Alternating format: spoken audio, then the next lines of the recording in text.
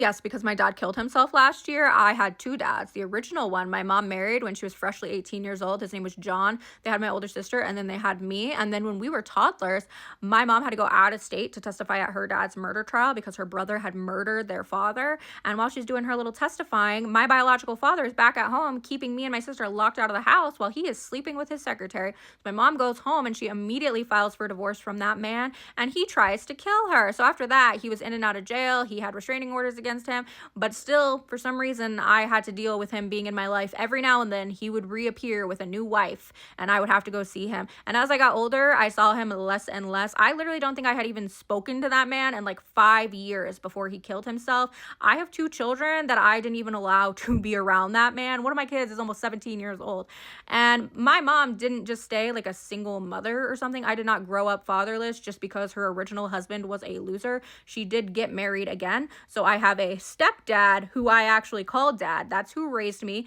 That's who was there for the birth of both of my children. That's who my kids called grandpa. That's who I am grieving. That's why if you watch my videos, and last year one of my dads killed himself and I wasn't crying. I was hee ha-haing on here. Now this dad, he was hit and killed by a negligent truck driver and I'm on here crying about it. That's because I love this dad. I didn't love the other dad. But yes, I had one dad who killed himself last year, and then the next year, literally that was 2025, now it's 2026, and the dad I actually cared about got hit by a fucking truck. This is going to be my receipts video where I post a bunch of receipts to back up some of the stories that I've told on here, and then I'm going to pin it to my profile.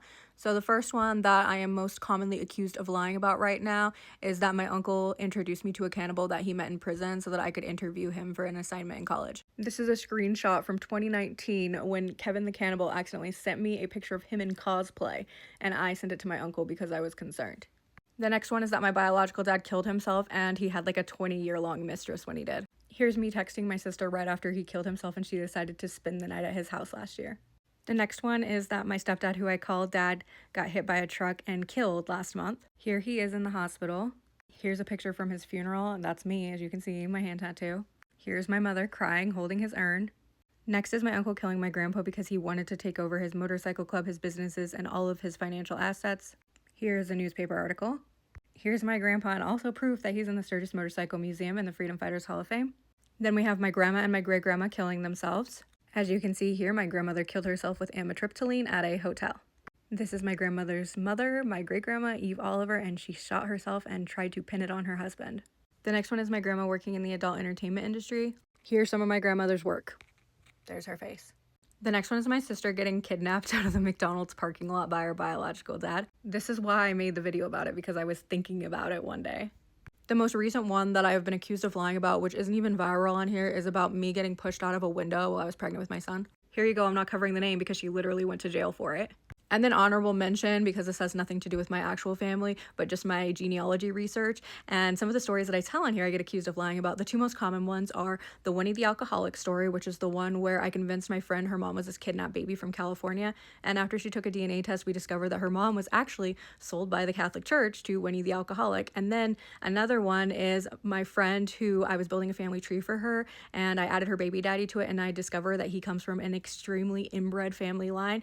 Those are the same person. That is the same family tree. I found out both of those things while I was researching that specific person. Her name is Kara. She watches all of my videos, so I'm sure she will be in the comment section, and I do not actually need to add any proof for that. In a toxic relationship with a very emotionally disturbed boy for about a year when I was a teenager. Before I met my husband, I actually met my husband because of this breakup, and I had been trying to break up with this boy for months, but I couldn't because every time I did, he would threaten to kill himself and manipulate me into taking him back. Eventually, my mother realized what he was doing to me. She stepped in, she changed my phone number and cut off contact between the two of us completely. And when she did this, I actually went behind her back to his older sister and I gave her my new number so that I could stay in contact with her, because over the year that I had been dating her brother, I had built a friendship with her. I was very young, and of what little life I had lived, I had spent a year of that knowing this family, and I didn't want to completely lose that connection. So I stayed in contact with his sister over the next few years, and at about the 5-year mark after I had broken up with him, his sister called me crying hysterically to tell me that she had just found their mother and she had passed away in a very tragic way. She didn't know what to do. So I went with her to their mother's funeral so that I could give my respect and my sympathy to their family family. And over the next few years after that, we continued to see each other and talk pretty regularly.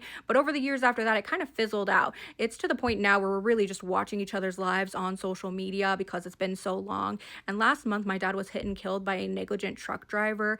And so while I was at his funeral, I was sitting in the very front row with my entire family. It got to the part of the funeral where everybody comes up and gives their respect and their sympathy to the family. And so I am hugging my dad's aunt, and I look behind her and I see her. There she is, my ex-boyfriend of 20 years ago, his older sister, standing in line to give my family her sympathy after my father was killed. And I'm telling you this story because tomorrow is my dad's birthday. It's his first birthday after he was killed. And my ex-boyfriend of 20 years ago, his sister, came to give her sympathy to my family.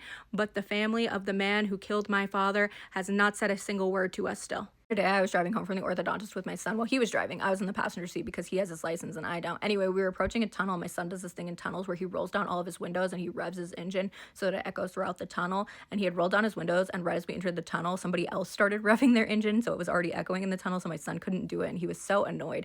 And then we left the tunnel and we pulled up at a streetlight, and we were directly next to the person who had beat him to revving his engine, and they still had their windows down and he still had his windows down, and I could faintly hear their music, and I immediately recognized it. It was I Write Sins Not Tragedies by Panic at the Disco. So I turned to look to see who was listening to that, and there was a girl in there staring directly into my son's car, and she made eye contact with me, and then she turned her music up even louder, and that made my son turn and look at her, and she smiled at him, and my son turned back straight and turned his music up to be even louder than hers, and he listens to very aggressive, like screaming music. And then he turned back and looked at her again, and then he rolled the window up, and then he mobbed away. And as we were driving away, I was like, hey, I liked that song. I was like, I bet you don't even know who sings that because you have your dad's music taste. You don't have any emo culture. And he was like, that was Panic at the Disco. And I was like, oh my gosh, you did get some of my culture. You do have some emo knowledge for me. And he was like, no, Felix used to like to listen to them. And so apparently my son got his emo knowledge from his ex-girlfriend and not from his retired MySpace scene queen mom. Today I made a video about how I bought my mom's Godfather's FBI Most Wanted poster off of an auction site for like criminal and outlaw memorabilia.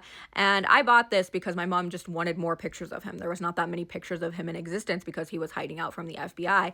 And when I gave it to her for Christmas, she ended up hanging it up on her wall, and it still hangs there to this day. But a couple months after this happened, my mom finally decided that she was going to sort through her parents' stuff. Now, my grandparents died young.